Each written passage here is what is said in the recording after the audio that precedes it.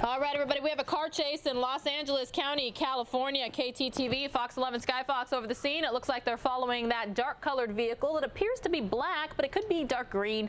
Not quite sure, but it's definitely that one that just made that risky traffic maneuver. We're going to get you some more info. When and if we have it, I'll let you know. We're watching a car chase live right here on News Now, which is part of Fox10Phoenix.com.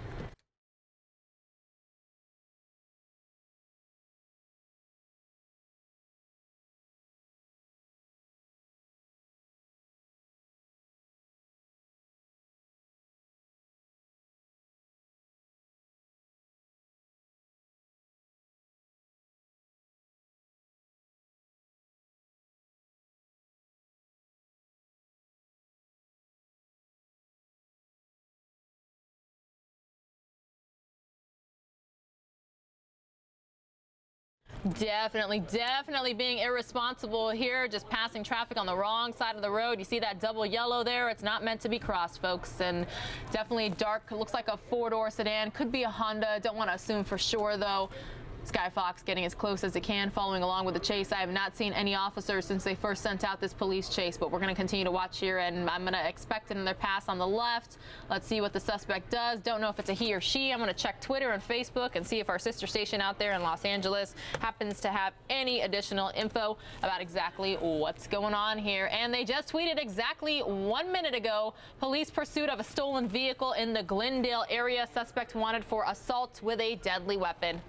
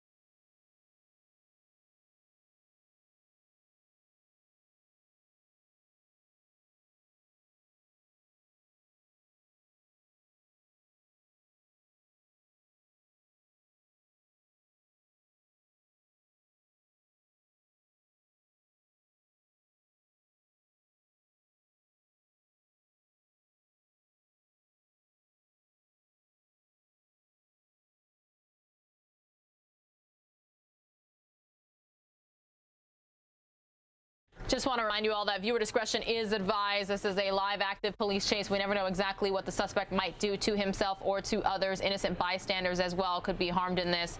So friendly reminder. As far as I can tell, it seems like police have backed off at the moment because I haven't seen a single officer's vehicle following this man or woman. Again, we are hearing that it is a suspect wanted for assault with a deadly weapon and a stolen vehicle as well. This is the Glendale area.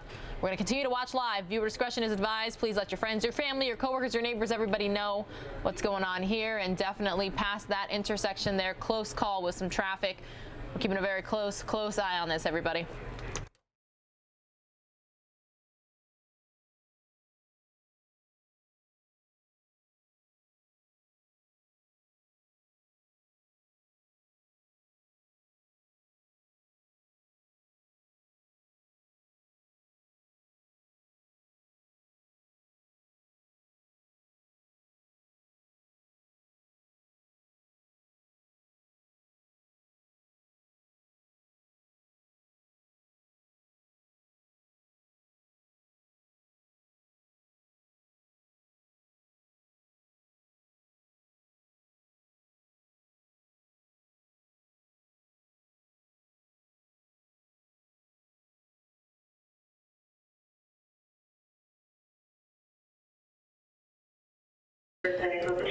So Liz says this person is crazy. They're definitely doing what they can to get away. Obviously, they're well aware that a helicopter is overhead because police, if they've backed off, they're tracking this. There's not a police presence behind them. You can see right there in that wide shot, there are no police cars with their lights and sirens. And there he is. Yeah. The idea is that he would bring. It's this harder to an for end our peacefully. whoa. And that's something we've seen a couple times. Now going by a fire, an ambulance that clearly looked like it was called for something else. Going over these speed bumps quickly. That'll be interesting to see what happens with that. And now turning onto another street. There's a lot of tall buildings around here, which makes it more challenging. And it's more challenging for our helicopter pilots when they are in tracking mode because they basically have to do all of the tracking. When you've got all those cop cars behind, it's easier to spot the cars. Sometimes in tracking modes, sometimes the TV cameras can lose the cars as well. Yeah. Sam makes a funny comment. Does the driver know we're not in sweeps? The funny thing that is an inside baseball comment. Yeah, you know the news business well. Problem is, sweeps are pretty much every day for us in this day and age, and also pursuits are every day in this day and age. And sweeps, for people that may not know, is the months that are usually viewed as times where you track the ratings, which set advertising rates, which is why a lot of the best TV programming airs in February, May, and November. Okay, there's our TV news business lesson for the night. Let's get back to the pursuit. Driver going over speed bumps very quickly in this Crossing neighborhood. those yellow lines. I mean, the amount of violations just right through a stop sign there. You just pray there are no pedestrians. There's nobody walking. Yeah, watch out. Here we go. Yeah. No regard for lights. No regard for. Are we going onto a sidewalk? Whoa! Here comes another car. Wow. Olivia, you're right. Pursuits are the norm in California. We certainly have our fair share of them. This one, though, that move he just made, you don't see that every day. This guy, boy, he has no regard for anyone else. Yeah, oftentimes in pursuits, they will sort of, just Glen Oaks was the street that they just passed by. They sometimes follow pretty much traffic rules, but that is not what we're seeing, obviously, other than being pursued. We're not seeing here. This guy is driving very, very wildly. We just lost our signal for a second. Now it's back. Did we lose the car? Is he there in the gas station? Oh, wow. Look, here he is pulling into a gas station. What's about to happen here? We're at a United Oil. Is he getting out? Police would obviously wish that he would bring this to an end peacefully. Oh, he is getting out. He's getting out. What, does he have to go to the bathroom? Is he going to run? What does he have there? Bizarre. He's got something. He's trying to walk away and blend in with what? What does he have in there? Is a bag of new clothes? What's in that? Backpack? Okay. Oh, no. I hope everyone's going to be okay in these other vehicles here. But that's a little scary. Where is he going? So now is he going to try to hide? So the car's left there. Is he going to get in another car? No, he's just kind of wandering down the street. He's just got a backpack. Going to get on the bus? What is he doing? Whoa. He's making a run for it. This is dangerous for people in this community because this is where somebody could break into somebody's home or try to go into an apartment complex. You wonder if he's familiar with the Glendale community. Oftentimes, pursuit drivers will drive around the communities that they know. Now just driving down the street, you wonder where the cops are now. They were in tracking mode, but this would be the time you would think that cops would converge on this area. Yeah, if anybody's watching this. So now where's he trying to hide in the bushes? Well, he's got to sense that helicopter overhead. So he goes in an area. Uh-oh, now he's going into somebody's backyard. It looks like maybe an apartment complex, and now he's running. it's hard You to wonder. tell. You also wonder what's in the backpack. Yeah. And what's in his hands. Hard to tell if law enforcement is anywhere close when it comes to being on the ground there. Definitely, we have this picture overhead, but you kind of wonder how far he can go. Because is he holding something in his hands? That's one of the first things that officers will think about. We're on Verdugo Road, and what's the intersection? Verdugo Road in Glendale, clearly, yeah. Okay, so now, here comes the cops. Okay, he's Guns complying. drawn. He's complying. And now he's on the ground. That sight of that gun quickly went down to the ground. Well, this is the way you want these to end, peacefully, nobody hurt, the suspect complying.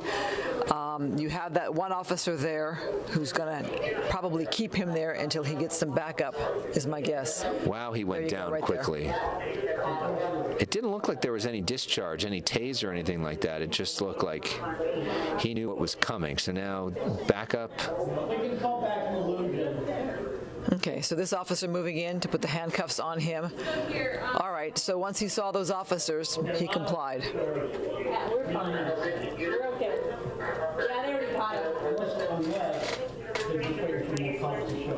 Well, Bridget, I think he was not necessarily strolling along, but trying to get away.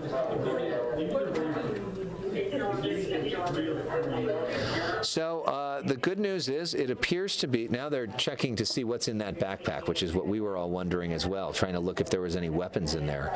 They're pulling different stuff out of there. I wonder if you're going to see any drugs.